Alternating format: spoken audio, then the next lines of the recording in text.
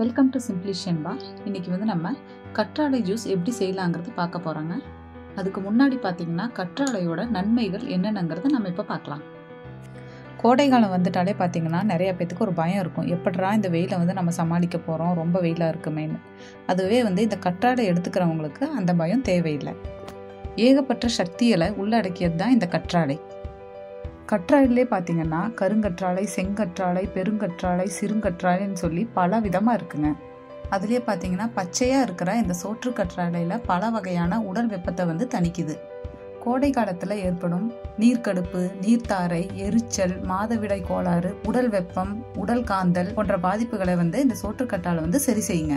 சில பேர்த்துக்கு பார்த்திங்கன்னா வெயில் காலத்தில் கண்ணெரிச்சல் ஏற்படும். அந்த மாதிரி சமயத்தில் இந்த சோற்றுக்கற்றாழை அந்த உள்ளே இருக்கிற அந்த நுங்கு மாதிரி இருக்கிற பகுதியை மட்டும் எடுத்து கட் பண்ணி நம்ம நல்லா கழுவிட்டு கண்ணு மேலே வச்சுட்டு வரும்போது அந்த எரிச்சல், சில பேர்த்துக்கு அந்த கண்ணு செவப்பாலாம் இருக்கும், அது எல்லாமே சரியாயிடும்.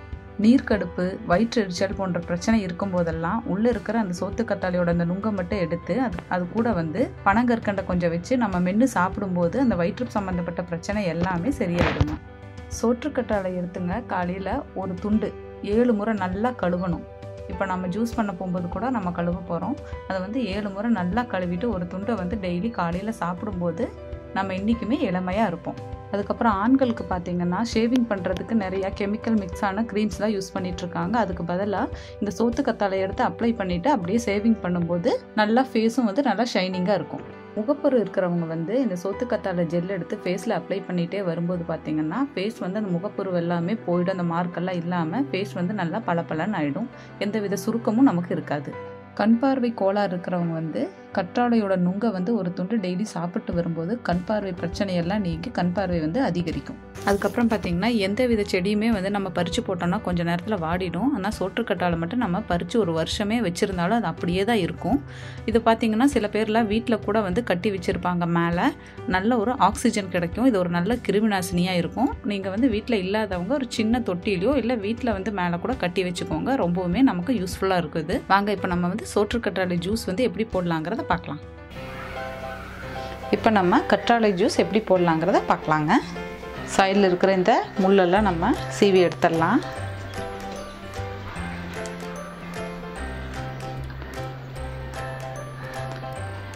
மேல் பகுதியில் இருக்கிற இந்த தோலை எடுத்துடலாம்.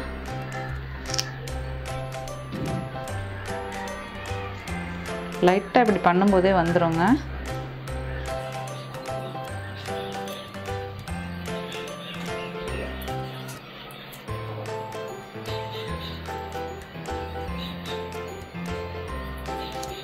இப்போ உள்ளே இருக்கிற இதை மட்டும் நம்ம எடுத்துக்கலாம். அது அப்படியேவும் சீவியும் எடுக்கலாம். நான் ஸ்பூன் போட்டு இப்படியே எடுக்கிறேன்.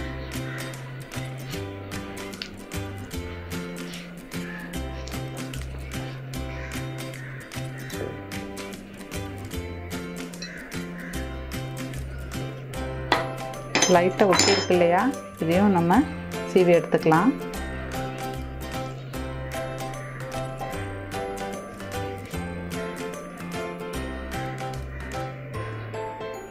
இப்போ நம்ம தோலில் எடுத்தாச்சு. மேலே இந்த வலுவலுன்னு இருக்கு இல்லையா, இது நம்ம நல்லா கழுவணுங்க.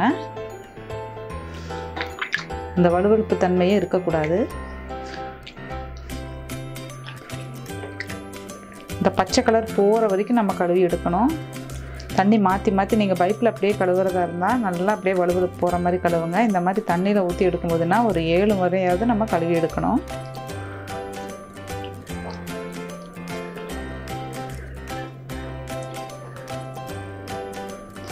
இந்த தண்ணியை மாற்றிக்கலாம்.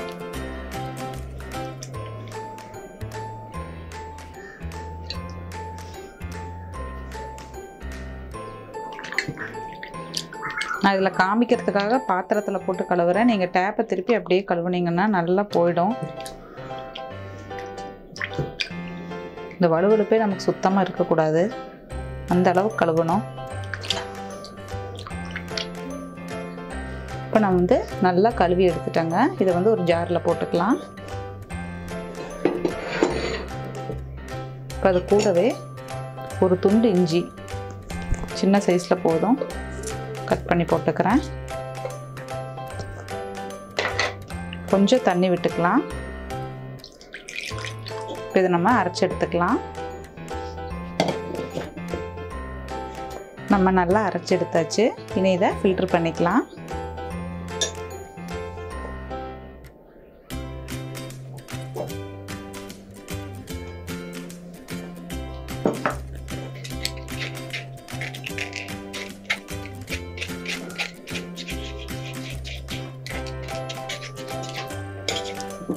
கொஞ்சம் தண்ணி விட்டுக்கலாம்.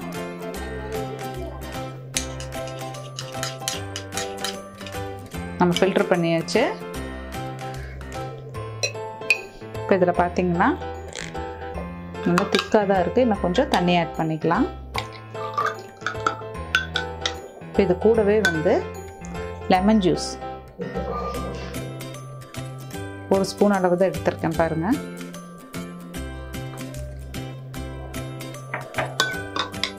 அப்புறம் 1 ஸ்பூன் ஹனி, 1 ஸ்பூன் ஹனி.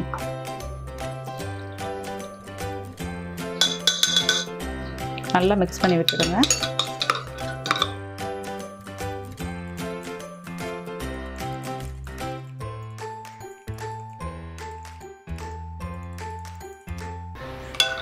அவ்வளோதாங்க, கற்றாழை ஜூஸ் ரெடி.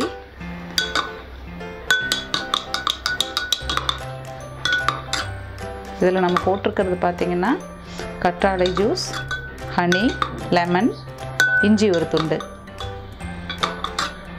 இதே மாதிரி கற்றாழை ஜூஸ் நீங்களும் ட்ரை பண்ணி பார்த்துட்டு கமெண்ட் பண்ணுங்கள். சிம்பிளி ஷென்பா சேனலை சப்ஸ்கிரைப் பண்ணாதவங்க சப்ஸ்கிரைப் பண்ணிடுங்க. கூடவே பெல் பட்டனையும் ப்ரெஸ் பண்ணிடுங்க. தேங்க்யூ.